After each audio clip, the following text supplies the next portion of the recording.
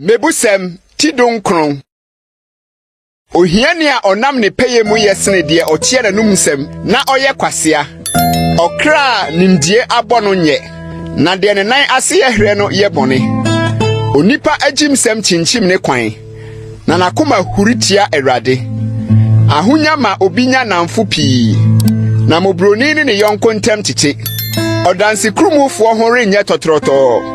Na de ohu atrosem no renye adwaneye. Nipa pii defe odefo. Na nipa nyina ye oyemiyefo namfo. Ohiani nuanom nyina tane no. Na nkantom se ne namfo nom ne ntem rentwe. Odensem ti wona onto won. Die onyanyansa no do ne kra. Die obu nhunumu no ohunu papa. Odansi krumofo ho renye totroto. Na de ohu atrosem no beyira. Taimudie mpata okwasea. Na mprahe na akwa bedi mpanimfo so. Onipa nim de atwentwen na bufu ase. Na mfomso ho twaye no animonyam. Ohene abufo te se jata mu bom. Na nani so te se wira so bosuo. Obakwasea ye na jamusuo.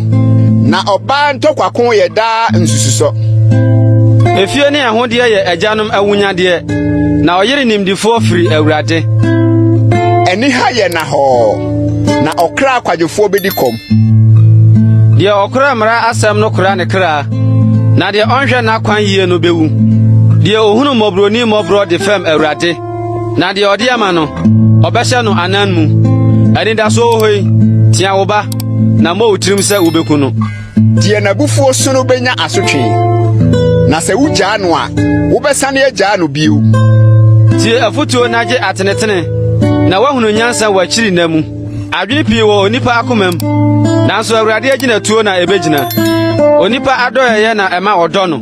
Na ohiani yesene otorofo. Awurade suro di obi konkwa mu. Die okura mu no be me ada. Na boni biara renka no. Okwadwofo de ne nsa to ayewam. Na onsane mfa nkoda no mumpo. Bo ofedifo na atetekwai ni beti. Na ka hunumufo anim. Na wahunu nimdie mu. Die obone gya atrimode na opamone na no ye aniwuo ne ahohoraba. Meba jai atnetini tie. Efrisa obefuma firi nimdie nsem ho bio. Odansi huhu ni di atemu ho few. Na abonefo anomni musuo. Wasiesie atemu ama afedifo ne maabo ama nkwasiafo achi.